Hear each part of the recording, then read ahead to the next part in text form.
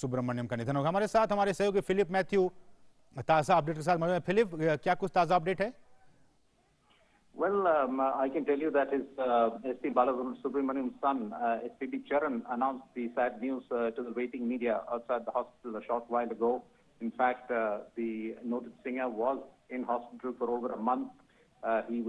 He had got himself admitted to the hospital on the 5th of August after he, developed symptoms of coronavirus. And at that time, of course, in a video, he had told his fans that he was developed mild symptoms and that he was hoping to recover and get back to business very soon. But unfortunately, that did not happen. Within a week, his condition turned critical, and thereafter he was on life support for quite a while. But he did show some signs of improvement about a couple of weeks ago. And in fact, in regular updates, his son said that his health was improving. But it did take a sudden turn for the worse yesterday. And thereafter, although he was put on life support and ECMO support, a team of doctors were attending to him, but they couldn't save his life, and he passed away a short while ago. और hospital की तरफ से क्या कुछ कहा गया है, Philip? No, as the hospital authorities haven't put out a press release just yet. The news was released by his son while speaking to the media a short while ago. So we are still waiting for a further update from the hospital. बिल्कुल, तो इस वक्त की बड़ी खबर कि पार्श्व गायक एसपी बालासुब्रमण्यम का निधन हो गया है। वो कोरोना पॉजिटिव थे और अस्पताल में उनका निधन हो गया है। वो पिछले कई हफ्तों से वो अस्पताल में भर्ती थे। और फिलिप, परिवार की तरफ से क्या कुछ प्रतिक्रिया आ रही है इस वक्त? Well, obviously the entire music fraternity has been plunged into a state of shock. His family members, of course, and his fans have been praying fervently for his recovery for over a month now. And in fact, the progress that he had shown over the last couple of weeks was very encouraging. His son said that he was hopeful that his father could come back home, given the progress that he had shown in the last couple of weeks. But as I said yesterday, things took a turn for the worse, and in a press release put out by the hospital said that his condition was extremely critical and that he was on life support, and he was being provided ECMO therapy.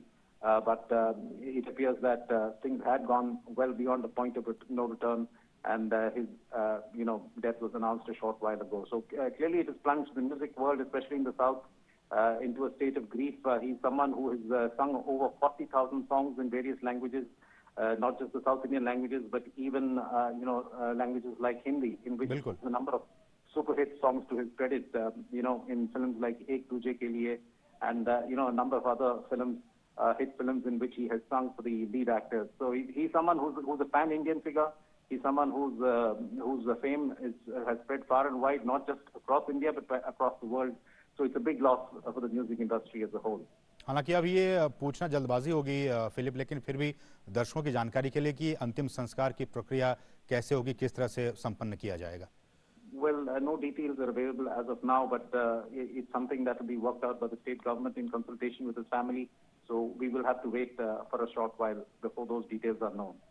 Philip, चूंकि बहुत से दर्शक जो हिंदी दर्शक हैं वो उनके गाने को 90s के दौर में उन्होंने बहुत सारे फिल्मों में उनके गाने गाए, और जो उनकी आवाज़ बहुत ही मखमली आवाज़, बहुत से लोग अभी शॉक्ड होंगे कि किस तरह से एसपी बालासुब्रमण्यम अब उनके बीच नहीं रहे। कुछ अगर उनके बारे में आप बता सके, किस तरह से उनका व्यक्तित्व था, वो निजी जीवन में किस तरह से? He's someone who made a rather late entry into in Hindi cinema, but he's someone who's sung for a number of lead actors, notably Salman Khan, because he's someone who sung for a number of hits. जी Philip,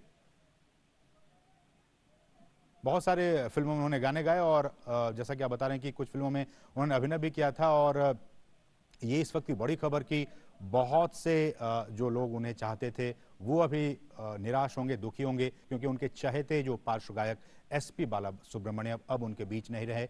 74 वर्ष की आयु में उनका निधन हो गया है। वो कोरोना से जूझ रहे थे, कोरोना पॉजिटिव थे। पिछले कई हफ्तों से वो अस्पताल में भर्ती थे, उनका लगातार इलाज भी चल रहा था, लेकिन होनी को शायद यही मंजूर था। अब वो हमारे बीच नहीं रहे। आखिरी सांस उन्होंने अब से कुछ देर पहले ली है। तो पार्श्व गायक एसपी बालासुब्रमण्यम अब हमारे बीच नहीं रहे, उनका निधन हो गया है। 74 वर्ष की आयु में उनका निधन हो गया है। और जैसा कि हमारे सहयोगी फिलिप बता रहे हैं कि कई हजार गाने उन्होंने गाए हैं, और न सिर्फ दक्षिण भारत की भाषाओं में बल्कि जो हिंदी है उसमें भी उन्होंने बहुत सारे गाने गाए हैं। बहुत से लोग उनके गानों के फैन थे, उनकी आवाज़ के। और लगातार ये एक दुख भरी खबर जो है एसपी बालासुब्रमण्यम के हवाले से कि वो अब हमारे बीच नहीं रहे। बहुत खासकर जैसा कि फिलिप बता रहे थे कि सलमान खान जब वो रूपाले पर्दे पर आते हैं, 90s की फिल्मों की बात करूं तो उनके पीछे जो उनके गानों के जो बोल हुआ, जो जो वॉइस हुआ करती थी, जो आवाज़ हुआ करता था, वो एसपी बालासुब्रमण्यम का हुआ करता था। और इस बीच ये जानकारी आ रही है कि 16 भाषाओं में 40,000 से ज़्यादा गाने गाए थे पार्श्व गायक एसपी बालासुब्रमण्यम। 40,000 से ज़्यादा उन्होंने गाना गाए और कई सारी भाषाओं में उन्होंने गाना गाए। अब वो हमारे बीच नहीं है, 74 वर्ष की आयु में उनका निधन हो गया है। ये इस वक्त की बड़ी खबर। और कोरोना संक्रमण की वजह से उनका देहांत हुआ है। कई फिल्मों में उन्होंने गाने गाए, दक्षिण भारतीय फिल्मों के साथ साथ जो हिंदी गाने थे उसमें भी उनका काफ़ी हस्तक्षेप था। बहुत से जो हिंदी दर्शक हैं वो भी बहुत ज़्यादा आज मिस कर रहे होंगे अपने चहेते गायक एसपी बालासुब्रमण्यम को। उनको हमारी तरफ से भी श्रद्धांजलि। लेकिन इस वक्त जो बड़ी खबर वो ये कि चुनाव आयोग ने जो अभी प्रेस कॉन्फ्रेंस की, उसके जरिए बिहार विधानसभा चुनाव के तारीखों का ऐलान कर दिया गया। हम लगातार आपको बता रहे इस वक्त की ये बड़ी खबर है कि 3 चरणों में बिहार विधानसभा के चुनाव होंगे। 3 चरणों में विधानसभा चुनाव होंगे और तारीख हम आपको लगातार बता रहे हैं कि जो पहले चरण के चुनाव होंगे वो 28 अक्टूबर को होंगे, दूसरे चरण के चुनाव 3 नवंबर को होंगे और तीसरे चरण का चुनाव जो है वो 7 नवंबर को होगा। और जो डी डे है, जिसे हम कहते हैं डी डे, किस दिन ये चुनावी नतीजे आएंगे, जनता किसे अपना आशीर्वाद देगी, वो पता चलेगा 10 नवंबर को, क्योंकि 10 नवंबर को जो है वो काउंटिंग होगी, वोटों की काउंटिंग होगी, गिनती होगी और इस दिन पता चल पाएगा कि किस तरह से कौन बिहार की गद्दी पर सत्तासीन होता है। लेकिन जो महत्वपूर्ण बातें हैं वो ये भी आपको बता दें कि इस चुनाव में, बिहार चुनाव में, चूंकि हम जान रहे हैं कि अभी कोरोना का माहौल है, जो कोविड-19 का माहौल है, इसमें बहुत से लोग घबराए हुए हैं कि किस तरह से हम अपने मताधिकार का प्रयोग कर पाएंगे। इसको मद्देनजर रखते हुए चुनाव आयोग ने बहुत सारे इंतजाम किए हैं अपने स्तर पर। वो हम आपको बता दें क्या कुछ इंतजाम किए गए हैं। कुल 7 लाख सैनिटाइजर इसका इस्तेमाल किया जाएगा। जो चुनाव कर्मी हैं और जो लोग वहाँ पे वोट देने आएंगे उनके लिए 7 लाख सैनिटाइजर का की व्यवस्था की गई है। 46 लाख मास्क, जी हाँ, 46 लाख मास्क का भी इस्तेमाल किया जाएगा। इस बार एक और चीज़ की गई है कि सामान्यतः पहले जो चुनाव होते थे वो 7 बजे से लेके, सुबह 7 बजे से लेकर शाम के 5 बजे तक ही हुआ करते, लेकिन इस बार जो चुनाव की जो अवधि है उसे 1 घंटे के लिए बढ़ा दिया गया है। मतलब अब आप सुबह 7 बजे से लेकर शाम के 6 बजे तक चुनाव में अपनी भागीदारी दे सकते हैं, अपना वोट कास्ट कर सकते हैं। तो सुबह 7 बजे से लेकर शाम के 6 बजे तक वोटिंग आवर्स होंगे। साथ ही साथ फेस शील्ड जो है उसका भी इस्तेमाल किया जाएगा। लगभग 6 लाख फेस शील्ड जो है वो इस्तेमाल किया जाएगा। और भी बहुत ही महत्वपूर्ण, कोविड को मद्देनजर रखते हुए कि एक बूथ पर सिर्फ 1000 मतदाता ही वोट डाल पाएंगे। और क्या कुछ अहम बातें कहीं, आइए वो सुनते हैं। Because it realized that some way would have to be found to balance the democratic rights of the citizen, of the electorate, to choose their representatives, while also making a very sincere effort and systematic effort to protect the health and safety of the people. Special protocol has been devised for electors who are COVID positive, suspect, quarantined, so that such citizens are able to exercise their franchise without in any way jeopardizing the health of other voters. Polling time has been increased by 1 hour. Polling will now be held from 7 a.m. to 6 p.m. instead of 7 a.m. to 5 p.m. earlier. However, this will not be applicable to the left-wing affected areas. और हमारे साथ हमारे सहयोगी अजय विक्रम इस वक्त ताज़ा update के साथ मौजूद है। अजय, बिहार में चुनावी बिगुल बज चुका है। अक्टूबर महीने में जो है वो उसकी जो शुरुआत हो जाएगी चुनावों की, जैसा कि हमने तारीख बताया कि 28 अक्टूबर को पहले चरण का चुनाव होगा। 3 चरणों में चुनाव होंगे। लेकिन जिस बात का जिक्र कुछ पत्रकार वहां पूछ रहे थे कि चूंकि कोविड का माहौल है, लोगों के मन में एक डर है कि वो कैसे जाएंगे अपने बूथ पे अपने मताधिकार का प्रयोग करने, इसको लेकर भी शंकाएं उन्होंने क्लियर कर दी कि जो सैनिटाइजर है, जो फेस मास्क है, उन सभी चीजों की व्यवस्था की जाएगी।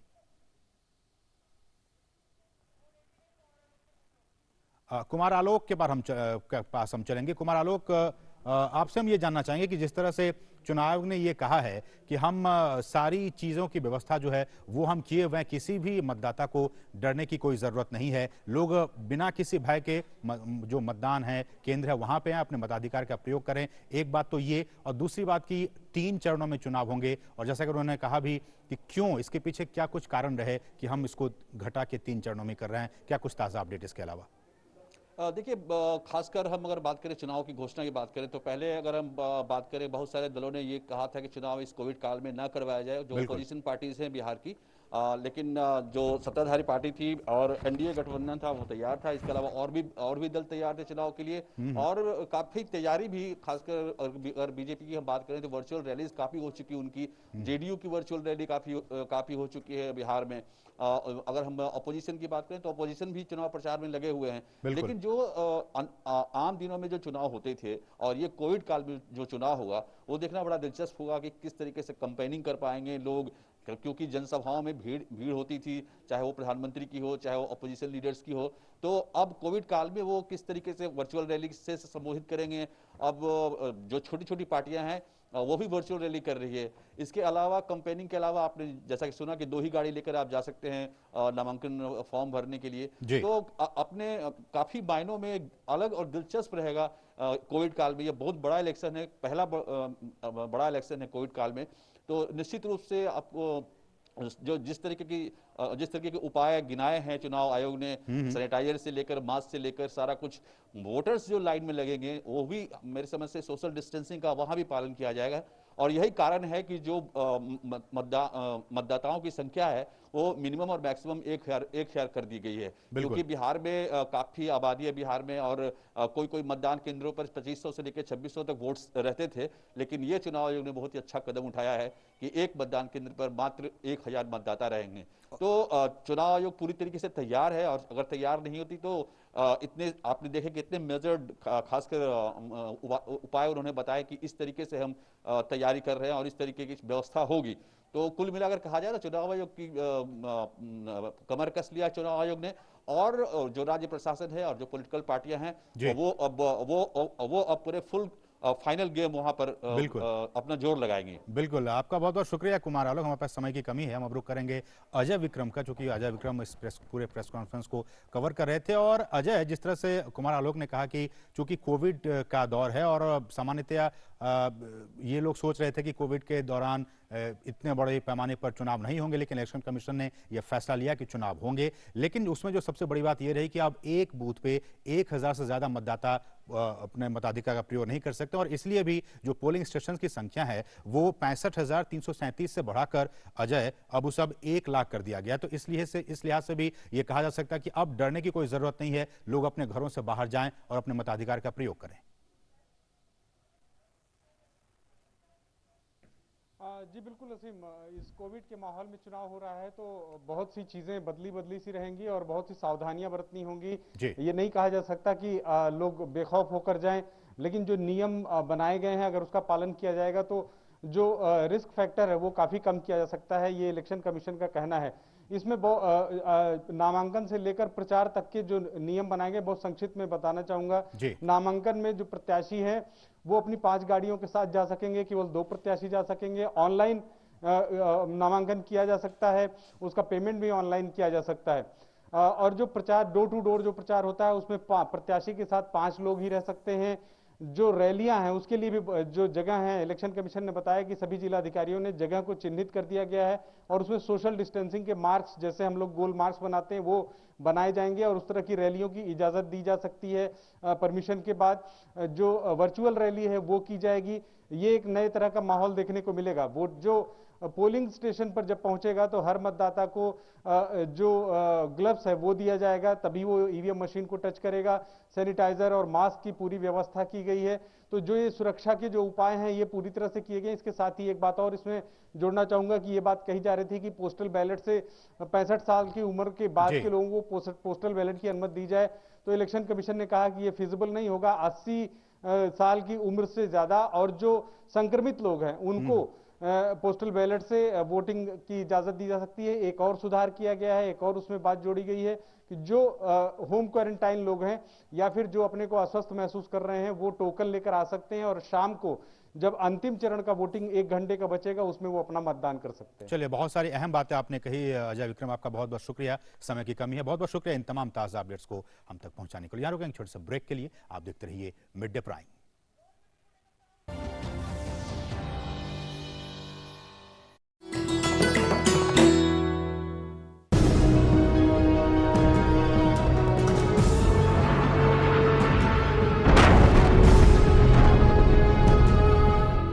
विजय दिवस 16 दिसंबर 1971 को भारत ने पाकिस्तान को युद्ध में हराकर रचा इतिहास।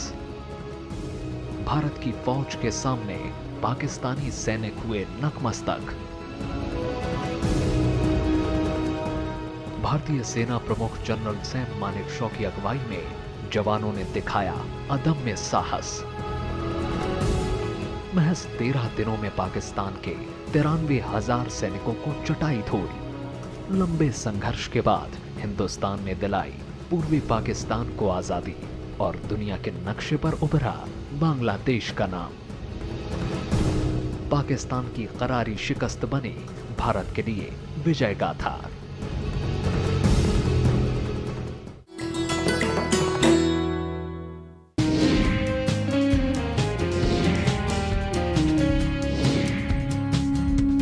पंडित दीनदयाल उपाध्याय के जन्मदिन के मौके पर आज पार्टी कार्यालय में मौजूद भाजपा कार्यकर्ताओं को वर्चुअल तरीके से संबोधित किया। इस मौके पर प्रधानमंत्री नरेंद्र मोदी ने कहा कि पिछली सरकारों ने देश के किसानों को ऐसे कानूनों में उलझा कर रखा था जिसके कारण वो अपनी ही उपज को अपने मन के मुताबिक बेच भी नहीं सकता था।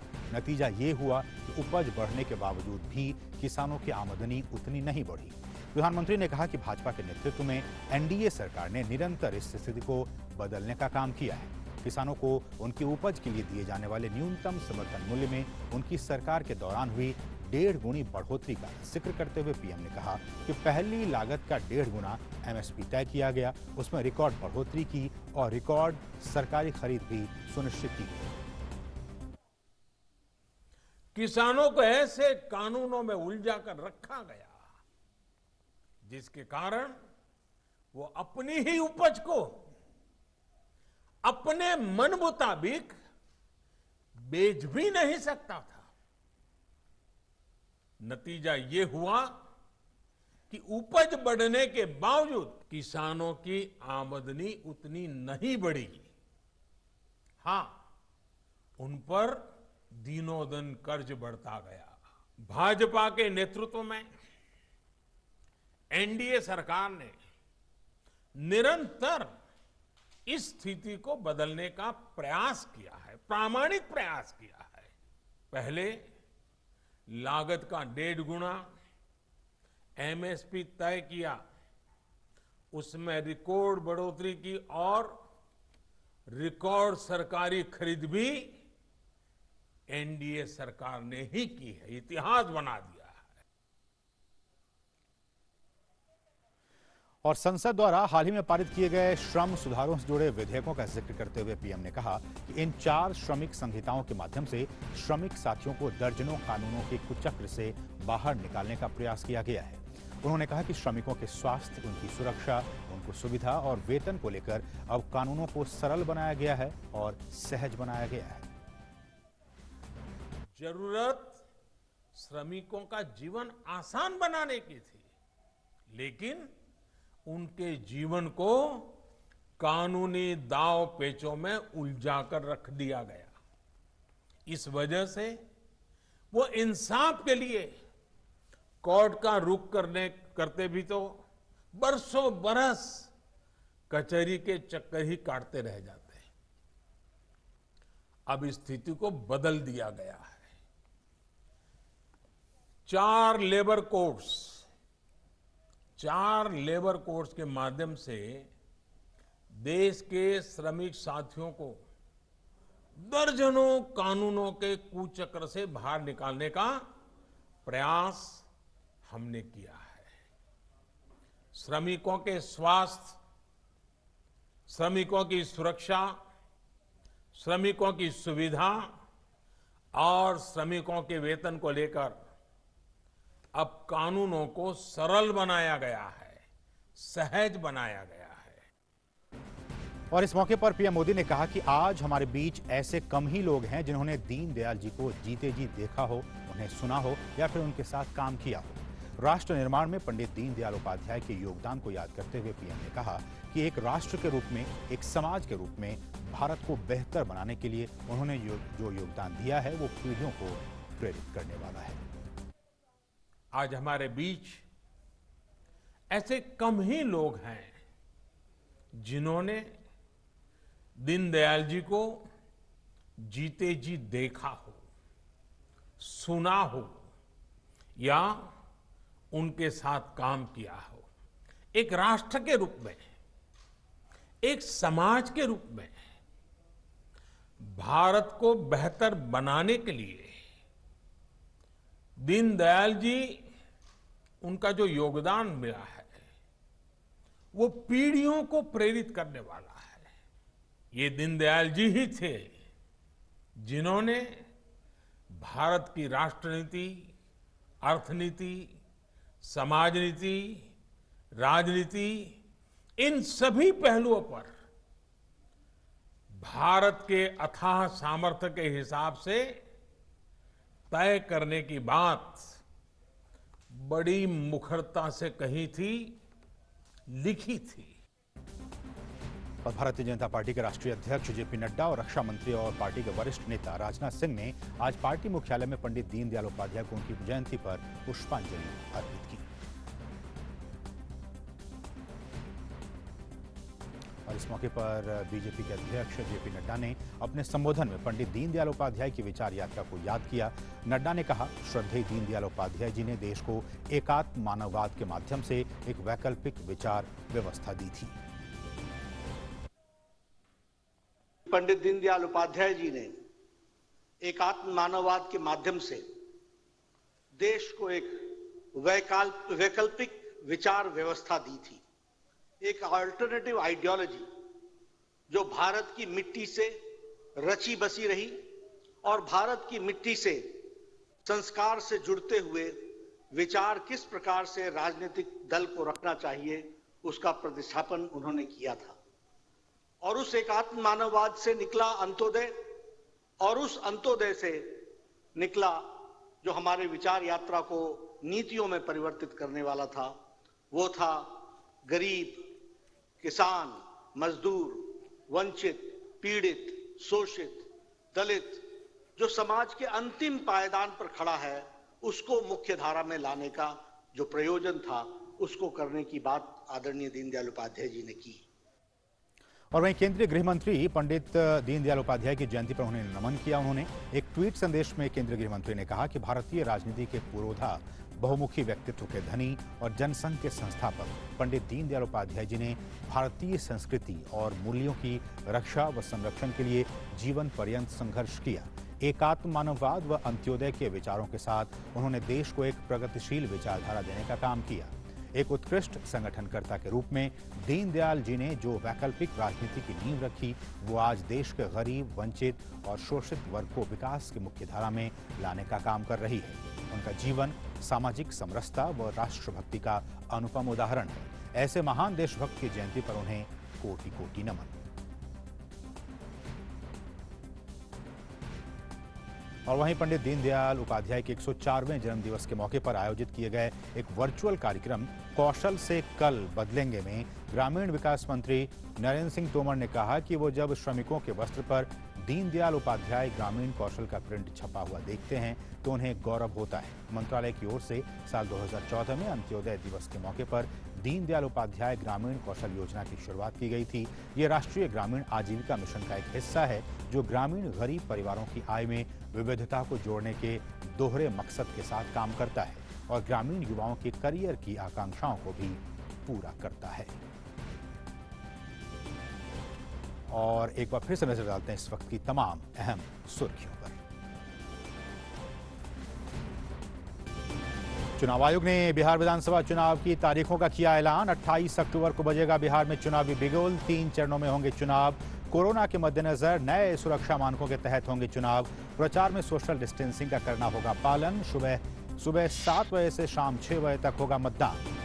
कृषि बिल के विरोध को लेकर पीएम मोदी ने एक बार फिर विपक्ष को लिया आड़े हाथों। कहा, किसानों और श्रमिकों के नाम पर देश और राज्यों में कई सरकारें बनी, लेकिन नहीं हुआ उन्हें कोई फायदा। एनडीए ने कृषि बिल पारित कर किसानों का बढ़ाया सम्मान।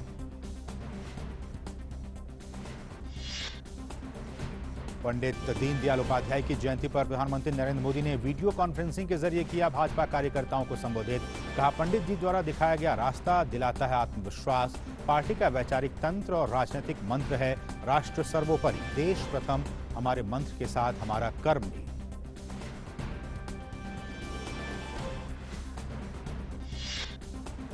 अंत्योदय दिवस पर केंद्रीय मंत्री नरेंद्र सिंह तोमर ने कौशल से कल बदलेंगे इस कार्यक्रम को किया संबोधित। कहा, सरकार की विभिन्न योजनाओं के जरिए कई युवाओं को मिला रोजगार। आने वाले समय में देश में रोजगार की हैं असीम संभावनाएं।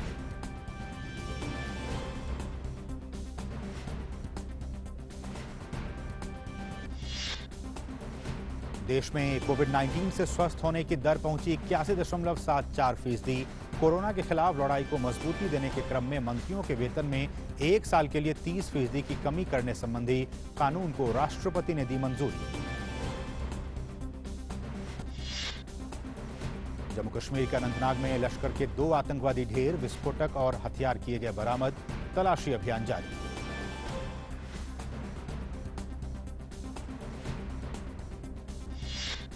और ईएफएल कप में लिवरपूल की लिंकॉन सिटी पर धमाकेदार जीत। 7-2 से हराकर चौथे दौर में किया प्रवेश। वहीं मैनचेस्टर सिटी और एस्टन विला ने भी जीते अपने अपने मुकाबले।